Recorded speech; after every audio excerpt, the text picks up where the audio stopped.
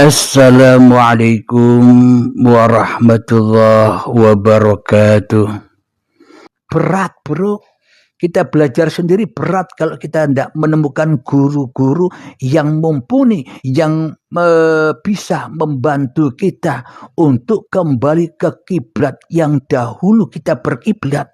Maknanya kembali kepada wujudullah daripada kembali kepada wujud hawa nafsu ini. Kita lanjutkan ayatnya, meskipun panjang tidak apa-apalah. Surat Al-Baqarah yang selanjutnya 100 ayat yang 144.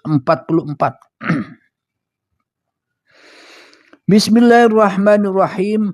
Qad nara taqalluba wajhika fis sama' falanuwalliyannaka qiblatan tardaha fawalli wajhaka syatral masjidil haram wa haitsu ma kuntum fawallu wujuhakum syatrah wa innal ladina utul kitaba liya'lamuna annahu al-haqqu min rabbihim wa mallahu bighafilin amma ya'malun. Coba diperhatikan, dihayati maknanya. Kami melihat wajahmu dalam kurung Muhammad sering menengadahkan ke langit, maka akan kami palingkan engkau ke kiblat yang engkau senangi.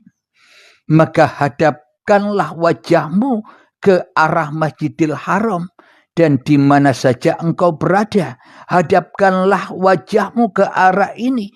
Dia sesungguhnya orang-orang yang diberi kitab Taurat dan Injil tahu bahwa pemindahan kiblat itu adalah kebenaran dari Tuhan mereka, dan Allah tidak lengah terhadap apa yang mereka kerjakan. Nah, ini kalau dikaji secara syariat, wajahnya disuruh menghadap kiblat terus, badannya disuruh menghadap kiblat terus, masaknya sebelah kanan atau kiri, badannya madhep kiblat gini. Apa begitu? Kalau kita menurut arti yang sebenarnya di dalam surat ini, makna yang tersurat, ya wajib kita ngikuti. Katanya ahli syariat, ya wajib mengikuti Al-Quran. Jadi kalau kita kalau kita mengikuti Al-Quran, kalau kita mau berjalan ke depan, tapi arahnya kita ke timur, harus melaku mundur. Badannya, wajahnya tetap ngadep kiblat, ngadep barat, tapi jalannya mundur. Kenapa? Karena perintahnya Allah, wajahmu, badanmu harus madhep Masjidil Haram. Kalau Masjidil Haramnya di barat, kalau di Indonesia ini ya berarti harus madhep barat semua. Kita mau ke kiri, ya harus geser jalan ke kiri, tapi wajah dan badan tetap madhep ke barat. Apakah begitu syariat itu?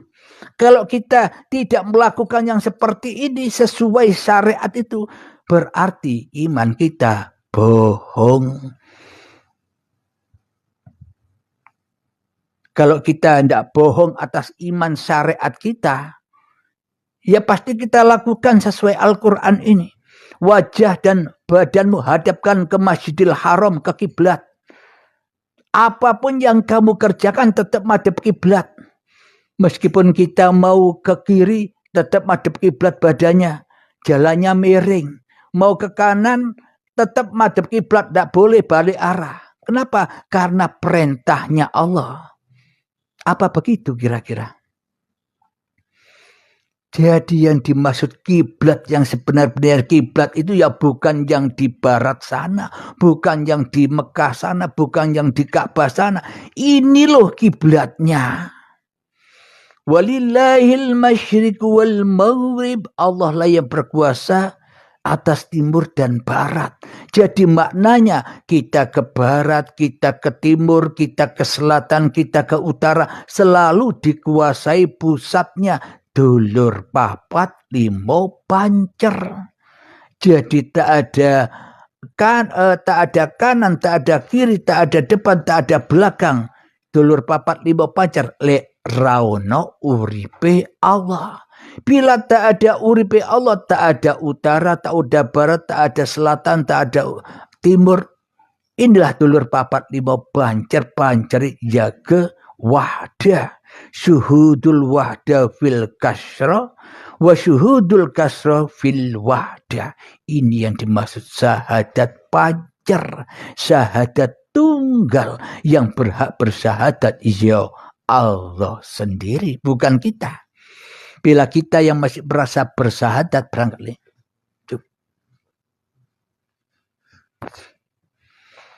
Bila kita yang masih merasa bersyahadat, ya berarti kita masih jadi penguasa.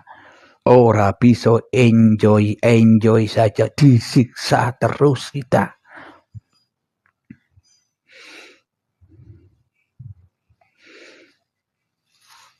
Kami melihat wajahmu Muhammad sering menengadahkan ke langit, maka akan kami palingkan engkau ke kiblat yang engkau senangi. Bila manusianya masih cinta di dalam langit-langit hatinya kepada wujud kemanusiaannya, ya pasti berpaling dari kiblat Allah. Apa yang dikiblati manusia? Yang dikiblati manusia yo awake dhewe, dan yang dikiblati oleh manusia ya apa-apa yang dicinta-cintainya. Harta, uang, jabatan, pangkat, dunya brono, anak, istri, suami, dan sebagainya yang dicintai, itulah yang dikiblatinya. Yang dicintai lebih cinta daripada cinta kepada kiblat yang awal.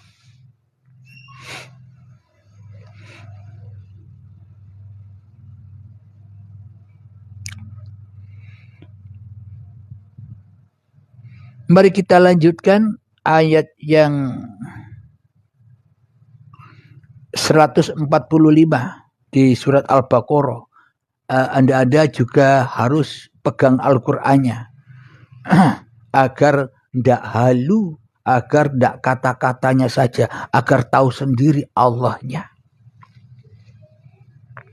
Bahwa Allah lebih berkuasa dari diri kita, bahwa Allah lebih wujud daripada wujud kita, bahwa Allah lebih hidup daripada hidup yang kita akui sebagai hidup kita selama ini. Al-Baqarah 145. Jadi isinya surat Al-Baqarah ini ya sapi betina. Siapa sih sapi betina itu? Ini loh hawa nafsu, ini loh sapi. Abdul Halim ini loh sapi betina, sapi hawa nafsu. Barang siapa yang mengikuti hawa nafsunya, maka derajatnya tak lebih tinggi daripada hayawan atau binatang ternak. Ya kita ini binatang ternak selama ini. Ya domba, ya sapi. Domba yang tersesat. Bismillahirrahmanirrahim. Wala in ataital ladina utul kitaba bikulli ayatin ma tabi'u qiblatak wa ma anta bitabi'in qiblatahum wa ma ba'duhum bitabi'in qiblata ba'd wala in ittaba'ta ahwa'ahum min ba'di ma ja'aka minal ilm innaka idzal laminadh dhalimin. Yang artinya, dan walaupun engkau dalam kurung Muhammad memberikan semua ayat keterangan kepada orang-orang yang diberi kitab itu. Siapa orang-orang yang diberi kitab? Ahli kitab. Ya orang-orang yang merasa jadi ahli kitab. Mereka tidak akan mengikuti kiblatmu. Saya ulang lagi ya. Dan walaupun engkau Muhammad memberikan semua ayat keterangan kepada orang-orang yang diberi kitab itu, mereka tidak akan mengikuti kiblatmu. Dan engkau pun tidak akan mengikuti kiblat mereka. Sebagian mereka tidak akan mengikuti kiblat sebagian yang lain. Dan jika engkau mengikuti keinginan mereka setelah sampai ilmu kepadamu, niscaya engkau termasuk orang-orang yang dolim. Jadi orang-orang yang tidak tahu syuhudul wahda fil kasro wa syuhudul kasro fil wahda. orang yang belum kembali kepada syahadat tunggalnya pasti ngeyel wae. Banyak ayat-ayat sanggahan-sanggahannya. Allahumma shalli ala sayyidina Muhammad wa asghiri zalimin biwalimin wa akhrijna min bainihim salimin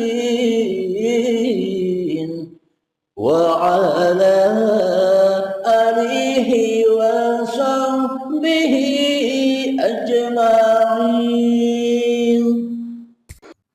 Allahumma shalli ala sayyidina Muhammad wa asghiri zalimin biwalimin